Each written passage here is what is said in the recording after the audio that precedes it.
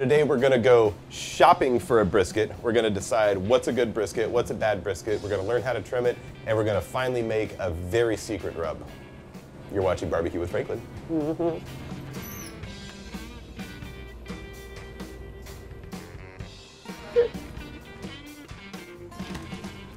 This is a brisket. It comes off the cow.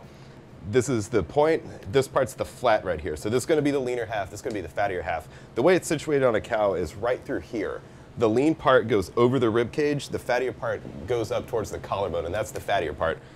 Typically, the problem that most people have is that it's kind of a tough, unsavory cut of meat. So it really does need to be cooked low and slow. What we're really looking for, you can see the marbling right there. That's a good sign. That means it's going to cook down well. It's going to have a lot of flavor. And you're also looking for a thick flat right there. That gives you the idea that maybe this leaner part is going to cook at almost the same rate as the larger part.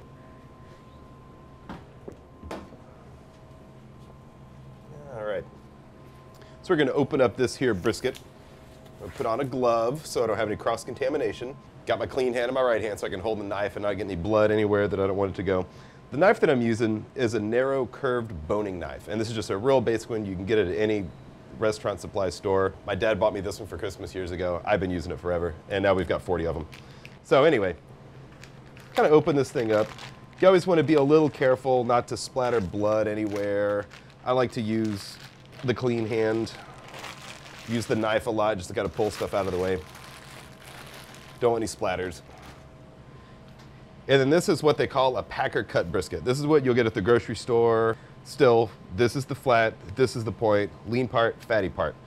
And here in Texas, we split these up when we're cutting them. If you don't trim any fat off of it, it's likely going to end up too fatty after you cook it, or if you trim too much off and then you try to cook it, it's going to run out of fat. It's going to be dry. So you want to have just about the right amount of fat.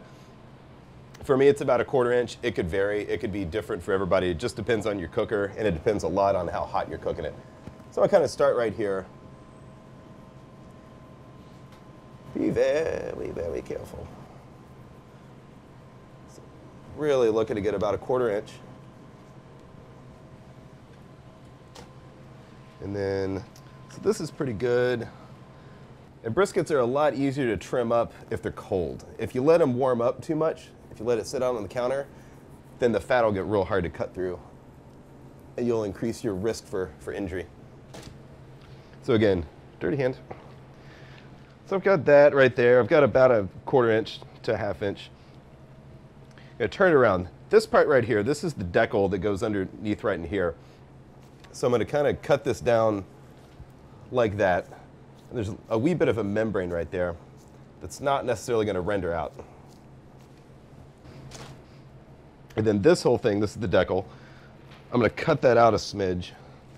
And if you pull it with your hands, you can just lightly follow it with a knife. And then just trim that little guy off. Big old hunk of fat. In Kansas City, this is where the burn ends would come from. But we're not in Kansas City. We're in Texas. And I'm going to cut that off because it's going to burn. And I only know that from experience. You could leave it on there and get some great meat, but it's most likely going to burn a little bit. So at this point, you're really looking for a shape. This part's really, really super thin right there. So I'm actually going to trim it just a little bit. Right there, you can see how marbled that is, and it's a much coarser grain, as opposed to this down here being the leaner part. It's a much tighter, so it's kind of ribeye versus sirloin a little bit. This is where the heat's going to be coming from on the cooker. So you definitely want to leave plenty of fat there to kind of protect it.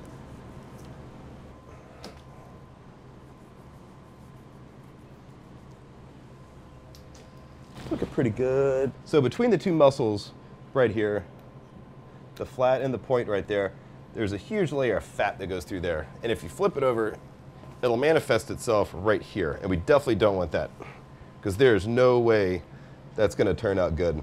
It's a huge chunk of fat. It's not going to render. It's not a kind of fat that's going to add any flavor. Not a kind of fat that's going to render out properly. Not even a kind of fat that you could really use to make sausage. So we're just going to get rid of it and trim it off. That, we don't want to carve any more into this brisket than that. It's kind of aerodynamic. It's enough where the smoke will kind of go over it, the heat will go over it. So that's good enough. We're gonna leave that. The other thing is there's a lot of silver skin on the bottom of this. If I was only doing 1 or 2 briskets, I definitely would trim this. If I was doing a competition, I would also very much trim this. And you pretty much trim until you're sick of trimming. You can spend a lot of time or a little time doing this. Me, I don't like to spend much time doing this. Get kind of as much of the silver skin off as you want to. If you get tired of trimming, it's not the end of the world. If you want to really go spend a lot of time in this, it's okay. It'll work out fine either way. A lot of briskets, if you'll look right here, it's got a huge gash in there. That came from the processing plant where this thing came from. And that's something that isn't necessarily a good thing, but when we rub it later, we're gonna have to be real careful not to get rub in there, because if we do, then we're gonna have a pocket of rub once this thing's cooked, and that's not necessarily a good thing either.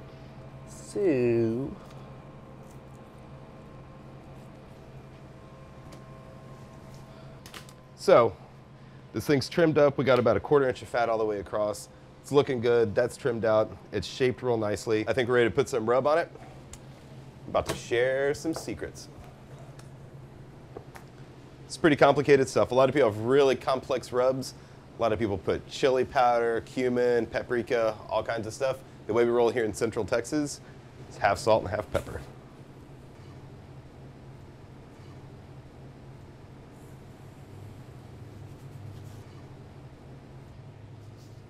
Kind of swirl it up a bit. If you had a shaker, it'd be pretty neat. And there you go. So I normally start off, you want to keep this thing moving. The granules of the salt are a lot heavier than the pepper, so the salt's going to settle to the bottom. So you want to kind of keep it going. I always start on the flat side, kind of get it in my hand like that, sprinkle it, and I normally go around the edge. And this is just because I do a lot of these things. It's kind of just the habit that I've developed, but it doesn't really matter as long as you get it on there. And a lot of people put a whole lot of rub on a brisket. In my opinion, that it's better to go a little conservative on how much rub. You really want the flavor of the meat to shine through. You know, this is barbecue. You can put a lot of rub on something and cook in the oven and get whatever flavor you want, but it's salt and pepper. It's super simple. I feel pretty strongly about that. Flip it over. Keep it rubbing. Schlurben, herben. A lot of people also really go in there and massage the piece of meat, and really, I think the biggest mistake people make across the board is just putting too much rub on this stuff. I don't want it to be cakey, and I don't want it to be overpowering when it's finished. So that right there, in my opinion, is a perfectly rubbed brisket. So there's kind of 2 camps on whether or not you should let meat come up to room temperature or you should put it on cold. A lot of people want to put the stuff on cold because they think it gives them kind of a fake smoke ring, but I think you only really need a fake smoke ring if you're not getting a real smoke ring. So being that this is beef, I'm gonna let it warm up to room temperature for about an hour before I put it on the hot cooker. 2 reasons for that. Beef is about the only meat that you can let warm up to room temperature. You'd never want to do that with poultry or pork or anything else. Beef is really the only one that you can do that with. I do it for steaks, I do it for brisket. I think it will yield a much more even cook.